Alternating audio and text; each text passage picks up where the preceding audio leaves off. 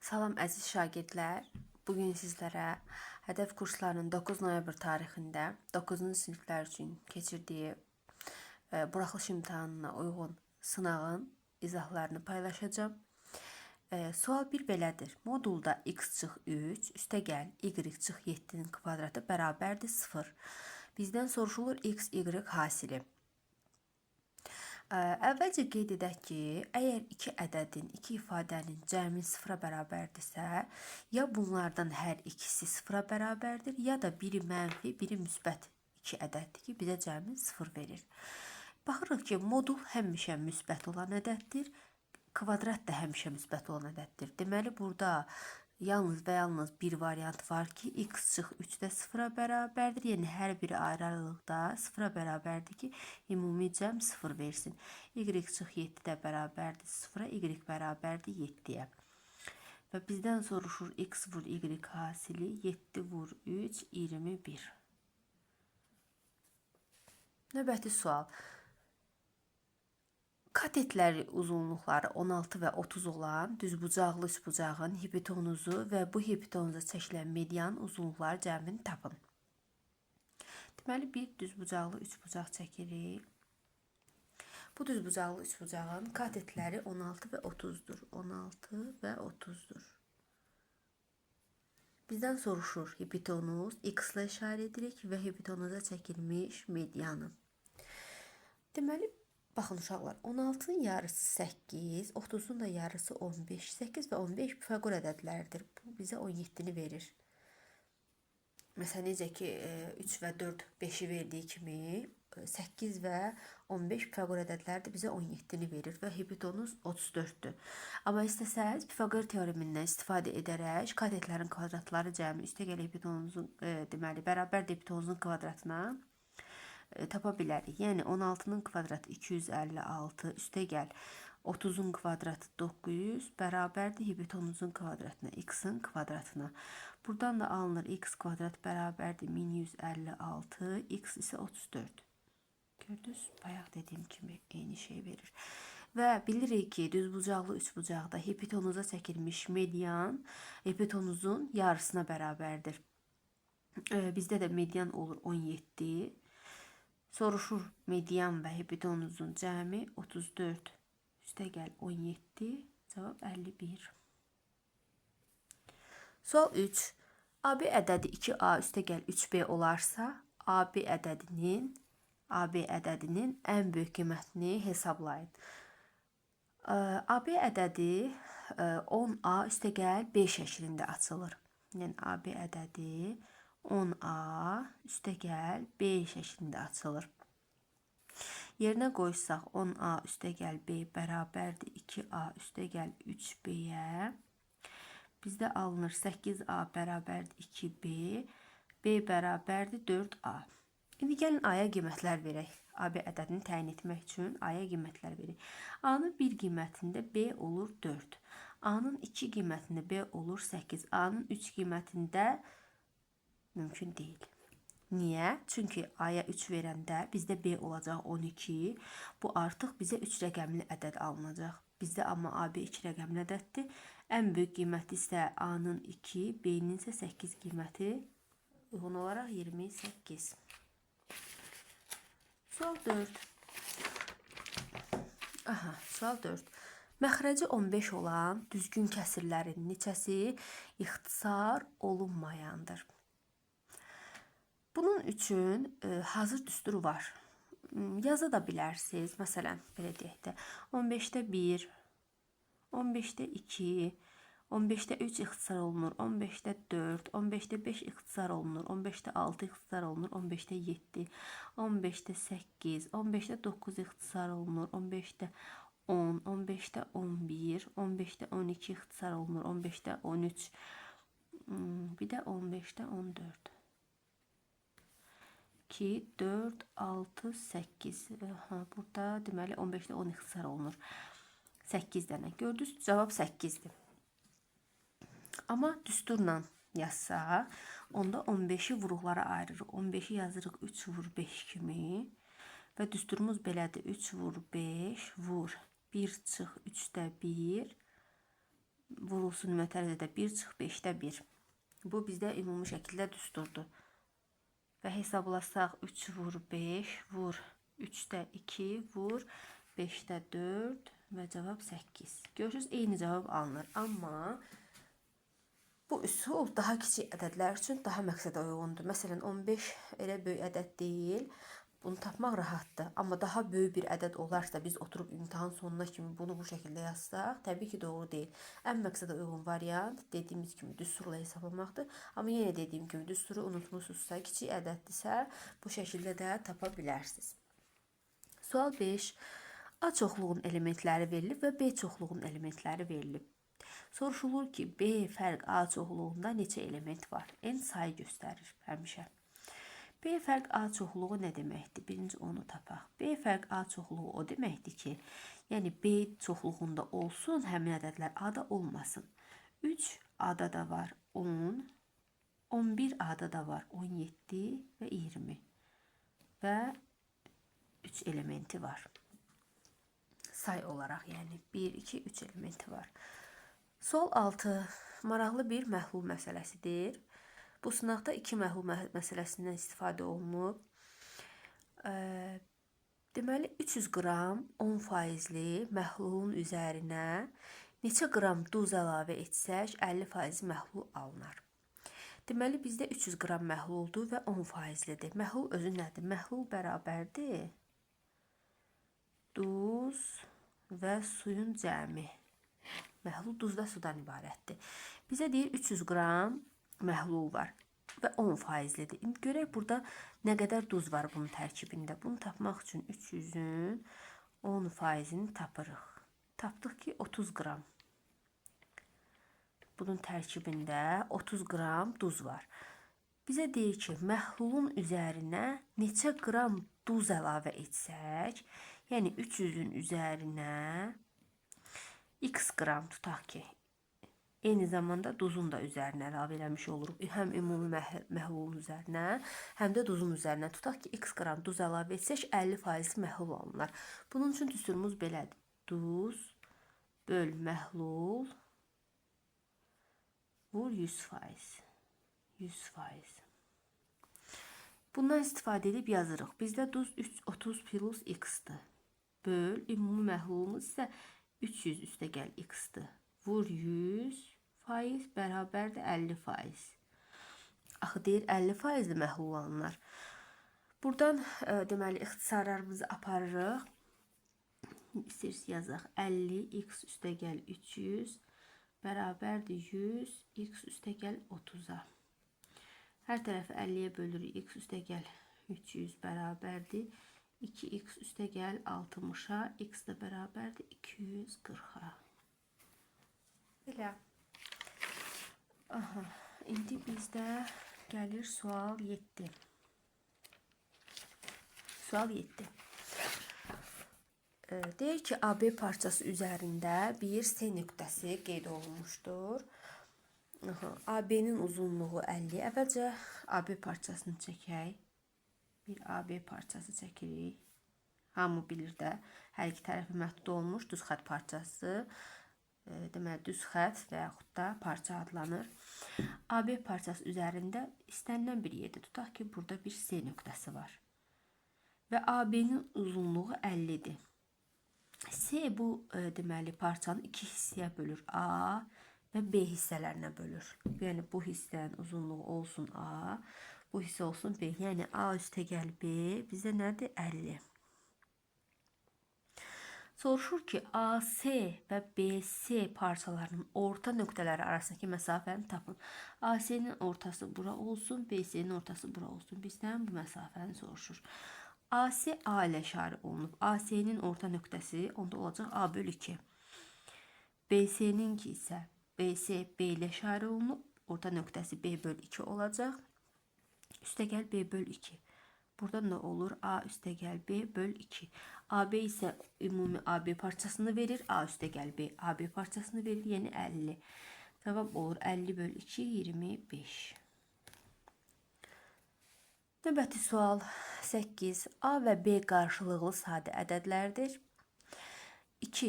Əkob AB çıx 3 bərabərdir 27. Əbob AB isə A vur B hasilini tapın ya AB ədədini tapın. AB ədədi olmalıdır deyəsən. AB ədədini tapın. Aha, deməli biz bilirik ki, qarşılıqlı sadə ədədlərdirsə, məsələn 3 və 4, 5 və 6, bunlar ardıcıl qarşılıqlı sadə ədədlərdir. Qarşılıqlı sadə ədədlərin əkobu onların hasilini verir, əbobu isə 1 verir həmişə. Deməli, əkobu A vur B-dir bizdə, əbobu isə 1-dir. İndi yazaq 2AB çıx 3 bərabərdir 27 vur 1-ə. 2AB bərabərdir 30-a, AB bərabərdir 15-ə. Elə yəqin ki, bizdən də soruşurdu A vur B hasilini 15. Sual 9. A və B irrasional ədədlərdir. A və B hər biri irrasional ədədlərdir. A üstə B cəmi rasionaldır. A üstə B cəmi rasionaldır. Verilənlərdən hansılar, daha doğrusu hansı variantlardan biri seçilir, hansı rasionaldır? Deməli, uşaqlar A və B ədədləri irrasional, bunların cəmi rasionaldır. Deməli, bunların cəmi rasionaldırsa, bizdə cavablardan ya A plus B özü olmalıdır. Çünki A plus B cəmi rasionaldır. Ya da hansısa bir ədədin buna hasili olmalıdır ki, rasional versin bizə. İndi baxaq. Burada 2A üstə gəl B-dir. 2A-ya vurulub B-yə yoxdur. Deməli, bu deyil. Burada A əksinə 2B-dir. Bu da deyil. Burada 1 böl B var. 1 böl A yoxdur. Və yaxud da bunu tapanda AB hasili də var ki, biz o məlum deyil. Bu da onun digərini. Amma bir dənə bura baxın. Y variantına. AB. Bura orta məxrəc tapsaq, yuxarıda A plus B qalır. Və bu AB-ləri də ixtisar aparsaq, A plus B. Və biz də dedik ki, A plus B cəmi rasional ədəddir. Sual 10. Sual 10. Deməli, bizə deyir ki, ABC üçbucağında AD tənbölən olarsa, şəklə əsasən deməli A vur B hasilini tapın. Deməli bizə verib üçbucaq. A deməli D. Bura D'dir. AD tənböləndir, yəni bucağı yarı bölür. Deməli uşaqlar üçbucaqda tənbölənin xassəsi odur ki, deməli yan tərəflər tənbölənin böldüyü parçalarla mütənasibdir. Bizə verib A 12, 8 və B. Buradan aydındır şəkildən hər şey. A böl 8 bərabərdir 12 bölünsün B olmalıdır və AB bərabərdir 96. Görürsünüz necə sadə bir sualdır. Tənbölən xassəsi tərəflər tənbölənin böldüyü parçalarla bax bu şəkildə mütənasibdir. Sual 11. Şəkildə deməli 90 dərəcə AOB bucağı verilib. Bizdən soruşulur betanı tapmaq. Alfa üstə beta da 70'dir. Baxın uşaqlar. 2 dənə bucaq eynidir bizdə alfalar. Bu isə betadır. Alfa plus beta, bax bu bucaq 70 dərəcədir. Bu bucaq 70'dirsə, uşaqlar bu bucaq da 20 dərəcədir də. Çünki bucağımız 90 dərəcədə axı, bura 70-sə qalır 20. Deməli, alfa bizdə 20 dərəcədir. Alfa 20 dərəcədirsə, beta da 50 dərəcə olur da. Çünki alfa üstə beta bizə verib 70. Onda beta bərabər olur 70 çıx 20, yəni 50 dərəcə. 17. 20-dən kiçik 2 rəqəmli cüt natural ədədlər çoxluğunun neçə alt çoxluğu var? 20-dən kiçik 2 rəqəmli, deməli 10 və 20 arasında axtarırıq. Cüt ədədlər çoxluğu, cüt ədədlər. Deməli 10, 20-dən kiçik 10, 12, 2 rəqəmli cüt ədədlər çoxluğu. 14, 16 və 18. 1, 2, 3, 4, 5. 5 dənə ədəd var. Deməli, bu çoxluğun 5 elementi var. Alt çoxluğu isə 2 üstü n düsturlu hesablanır. Neçə elementi varsa 2 üstü n 5 elementi var. Yəni 2 üstü 5, 32. Cavab 32. Sual 13. Aha, bu sual eynisi, daha doğrusu oxşarı, demək olar eynisi. 9 noyabrda 11-ci sinifin buraxılış imtahanı üçün nəzərdə tutulmuş sınavda da qeyd olunmuşdu. Bax bu sualın oxşarı. Bizə soruşur ki, kəsirlərdən hansıları sonlu onlu kəsir şəklində göstərmək olar? Və mən onun izahını sizə vermişdim və orada da demişdim ki, hansı kəsirləri sonlu onlu kəsir şəklində göstərmək olar? O kəsirlərin məxrəcləri, vuruqları 2 və 5 şəklində olsun. Məxrəclərinin vuruqları 2 və 5 şəklində olsun. Baxırıq. 20-in vuruqları 2, 2 və 5. Deməli, bu şərti ödəyir. 15-də 3 və 5-dir. Bu şərt ödəmir. 40-da 2, 2, 2 və 5 şərt ödənir. 45-də isə 3 və 3, 9 vur 5 şərt ödəmir. Aydındır? Sual 14. Deməli, şəkildə 2 paralel A və B xətləri verilib. Bizdən soruşur. Bura bu bucaq 80 dərəcədir. Bura alfadır, betadır. Bizdən alfa, betanın cəmini soruşur. Deməli, paralel düz xətləri 3-cü ilə kəsəndə bizdə belə bir xassiyə var idi ki, 2 paralel düz xətti 3-cü ilə kəsdikdə çarpaz bucaqlar bərabərdir. Bura 80-dirsə, deməli bu bucaqda bizdə 80 dərəcə olacaq. Və burada bizdə bir üçbucaq alınır. Üçbucağın daxili bucaqların cəmi 180 dərəcədir. Yəni alfa üstə gəl, beta üstə gəl 80 dərəcə bərabərdir 180 dərəcəyə. Alfa üstə gəl beta bərabərdir 100 dərəcə. Bizdən də alfa plus beta cəmi soruşulurdu. Sual 15. Ən böyük mənfi tam ədəd ilə ən kiçik. Deməli, hissə-hissə oxuyaq və baxaq, cavablandıraq. Birinci nə deyir bizə? Ən böyük mənfi tam ədəd. Baxın bura kimi. Ən böyük mənfi tam ədəd nədir? Mənfi 1. Ən böyük mənfi tam ədəd mənfi 1-dir. Ən kiçik sadə natural ədəd. Ən kiçik sadə natural ədəd isə 2-dir. 1 nə sadədir, nə mürəkkəb. Birdən sonra gəlir 2. Ən kiçik və sadə natural ədədin hasilinin üzərinə ən kiçik 2 rəqəmli mürəkkəb ədəd. Ən kiçik 2 rəqəmli mürəkkəb ədəd isə 10-dur bizdə. 10-dur. Əlavə etsək, bura kimi dayanırıq. Əlavə etsək, burada olur cavab 8. Əlavə etsək, alınan nəticə, yəni 8, 20 və 30 arasında yerləşən ən kiçik sadə ədəd. 20 və 30 arasında yerləşən ən kiçik sadə ədəd. Deməli, 21 sadə deyil, 22 sadə deyil, 23-dür. Ədəddən neçə vahid az olar? Deməli, 8 23-dən neçə vahid olar? 23 çıx 8 və 15 vahid. Görürsünüz, əslində çətin görünür, amma oxuduqca baxırıq ki, sual rahat sualdır. Hər birin ayrı-ayrı hissələrə bölüb başa düşməyə çalışın. Cavab olur 15. Sual 16. Sual 16. Deməli deyir, ifadənin tərtibini tapın. A və B natural ədədlərdir. A və B natural ədədlərdirsə, deməli, uşaqlar, bax bu 3A üstə gəl 5B ifadəsi ki var. Bu 1 və 10 arasında bir ifadədir. Yəni, ondan böyük deyil. 1 və 10 arasındadır. Və burada da A-nın da, B-nin də yalnız bir qiyməti ödənir. A və B ikisindən biri 2, 3 və yaxud da daha böyük qiymətlər alarsa, bu ifadə ondan böyük olacaq. A və B-nin bir qiymətlərini qoyanda tərtib 2 olur. A üstə gəl B, 1 üstə 1, 2. Yəni, tərtib olur 2. 17-ci sual. Tək rəqəmli mürəkkəb ədədlərin ədədi ortasını tapın. Tək rəqəmli mürəkkəb ədədlərin.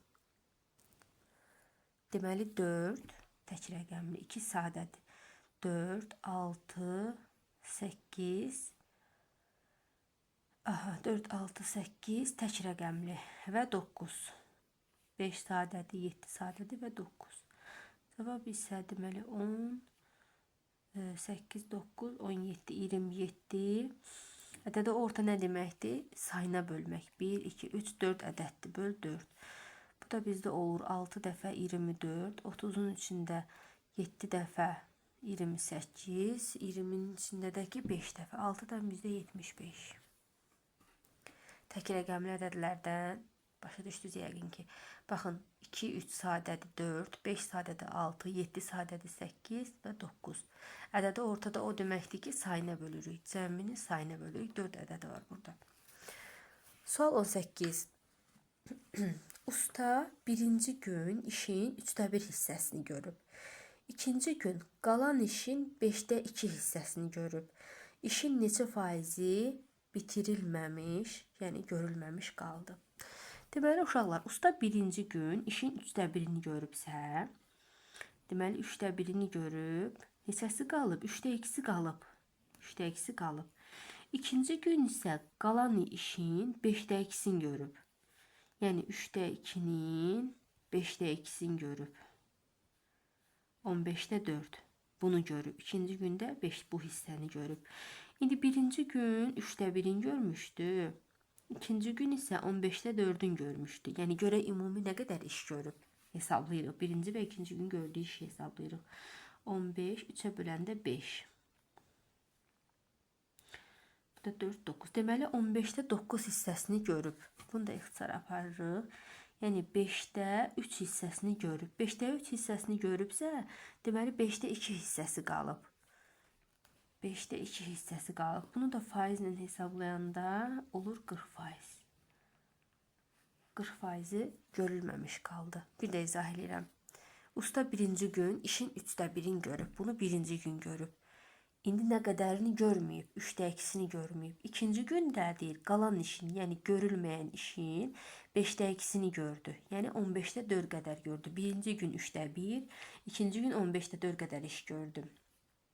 2 günə hesablayırıq ki, nə qədər iş görüb? 5/3 görüb. İndi bizə deyir ki, işin neçə faizi qaldı, bitirilməmiş, görülməmiş. 5/3-ün görübsə, deməli 5/2-sini görməyib.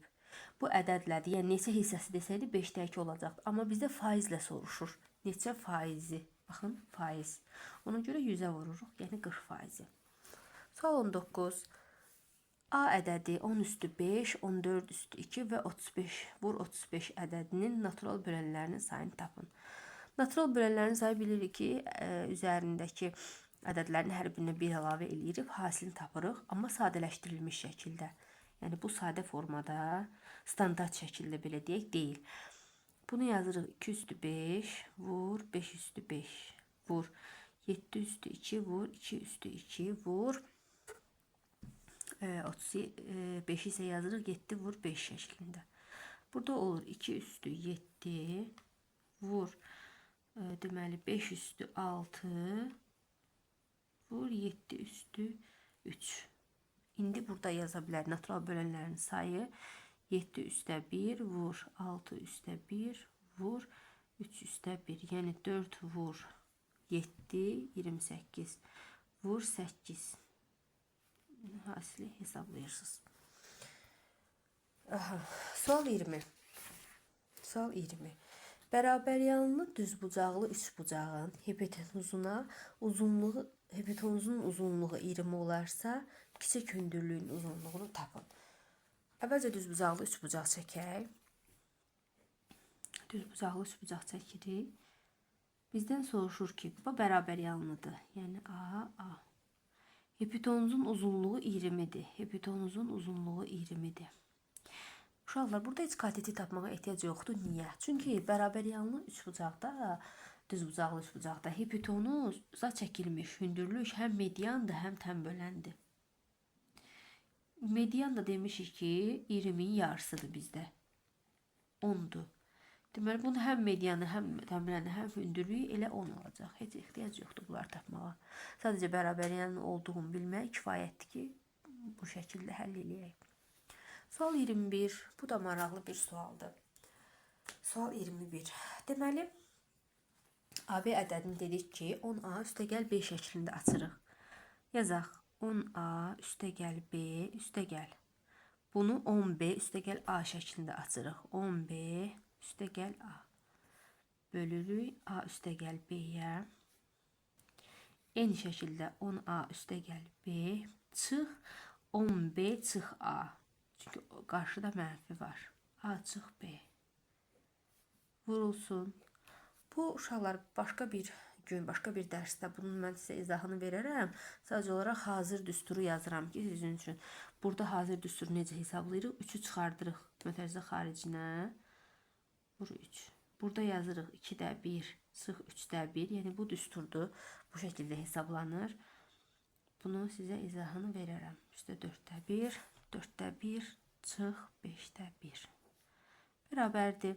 Burada olur 11A, üstə gəl 11B, böl A üstə gəl B, üstə gəl 9A, çıx 9B, böl A, çıx B, vur 3, vur. Deməli 3-də 1-lər və 4-də 1-lər ixtisar gedir. Qalır 2-də 1, çıx 5-də 1. Buradan da 11-i deməli mötərizə xaricini çıxartdıqda A plus B-lər ixtisar gedir. Qalır bizdə 11. Vur 9-u üstə gəl. 9-u çıxartdıqda A çıx B-lər ixtisar gedir. Qalır 9. Vur 3. Vur 10. Orta məxrəc olur. 2-yə böləndə 5. Çıx 5-ə böləndə 2.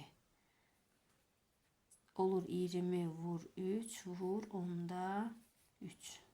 İxtisar gedir. 18. Çox maraqlı, çox qəşəng bir sualdır. Bu hissə məncə hamıya aydındır. Sadəcə səbirlə hesablamaq lazımdır. Bu hissənin də hazır düsturdur. Hesablama şəkli bu şəkildədir. Bilənlər bilir, bilməyənlər üçün də izahını verəcəm. Niyə belə hesablanır? Sual 22. Qarşılıqlı deməli bucaqlardır. Alfa və beta bucaqları. Bizə soruşur x-i. Qarşılıqlı bucaqlar, baxın. Bu və bu həmişə bir-birinə bərabərdir. Qarşılıqlı bucaqlar bir-birinə bərabərdir. Qonşu bucaqların cəmi 180-dir, amma qarşılıqlı bucaqlar bir-birinə bərabərdir. Ona görə də sadəcə bunları bərabərləşdirmək kifayətdir ki, x-i tapaq. 3x üstə gəl 50 dərəcə bərabərdir x üstə gəl 80 dərəcə. 2x bərabərdir 30 dərəcə, x bərabərdir 15 dərəcə. Sual 23.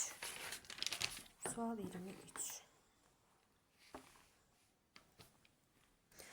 Deməli, 4, 6 və 10 ədədlərinə bölünəndə qalıqda 2 alınan ən kiçik natural ədədi tapın. Deməli, baxırıq. Əvvəlcə bu hissəni saxlayırıq. Qalıqda 2-ni saxlayırıq. Sualı qoyuruq ki, 4, 6, 10-a bölünən ən kiçik natural ədədi tapın. Bunun üçün ekop tapmaq lazım. 4, 6, 10-a ekop. Aydın görünür ki, 60'dır. Yəni sadə vuruqlara da ayıra bilərsiniz. 2, 2, 2, 3, 2 və 5. Amma belə görünür ki, 60'dır. Yəni 40 olsa 6-ya bölünmür. Ən kiçiyi 10-a bölünməsi üçün 50'dir. 50 heç birinə bölünmür. Amma 60 həm 6-ya, həm 4-ə, həm 10-a bölünür. Deməli, bizdə ekop 60'dır. Bunu tapdıq. İndi keçirik ikinci hissəyə. Qalıqda 2 alınırsa, deməli bunun üzərinə 2 gəlmək lazımdır da 62. Bunlara rahat bölünürsə, qalıqsız, qalıq qalması üçün üzərinə həmin qalığı əlavə etmək lazımdır. 62. Sual 24. Perimetri 18 olan bərabəryanlı üçbucağın oturacağına paralel olan orta xəttinin uzunluğu 2-dirsə, üçbucağın yan tərəfinin uzunluğunu tapın. Şəklini çəkək. Bərabəryanlı bir üçbucaq verilib bizə. Bərabəryanlı. Perimetri 18'dir. Yan tərəflər A-dır. Perimetri 18'dir. Və orta xəttini deyir bizə. Oturacağına paralel olan orta xətti 2'dir. Orta xətti 2-dirsə uşaqlar, deməli oturacaq 4'dür. Çünki biz demişik ki, üçbucaqda orta xətt oturacağın yarısına bərabərdir. Buranı 4 tapdığımıza görə asanlıqla yan tərəfi tapırıq. Perimetri nədir? Hər üç tərəfinin cəmi. A üstə gəl 4. Daha aydın yazıram hamının başa düşməsi üçün. 2A bərabərdir 14, A bərabərdir 7. Bizdən də soruşurdu yan tərəfi 7. Sual 25. Daha bir məhlul məsələsi. 200 qram 40% duz məhluluna 800 qram su əlavə olundu. Daha sonra məhlulun yarısı atıldı və əvəzinə həmin miqdarda su əlavə olundu. Alınan məhlulun duz faizini hesablayın, neçə faizdir? Demək uşaqlar, 200 qram 40%li məhlulda tapaq əvvəldə nə qədər duz var. Deməli 200-ün 40%-ni tapırıq. alırıq 80 qram. Deməli, burada 80 qram duz var. Və bu hissəni tapdıq. Baxın, hissə-hissə izah edəcəm sizə. Tapdıq ki, 80 qram duz var. İndi keçək ikinci hissəyə. Bu duz məhluluna 800 qram su əlavə olundu. İndi bura kimi baxaq. 800 qram su əlavə olunanda məhlul bizdə nə idi? 200. 800 su əlavə olunanda olur 1000 qram. Məhlul oldu 1000.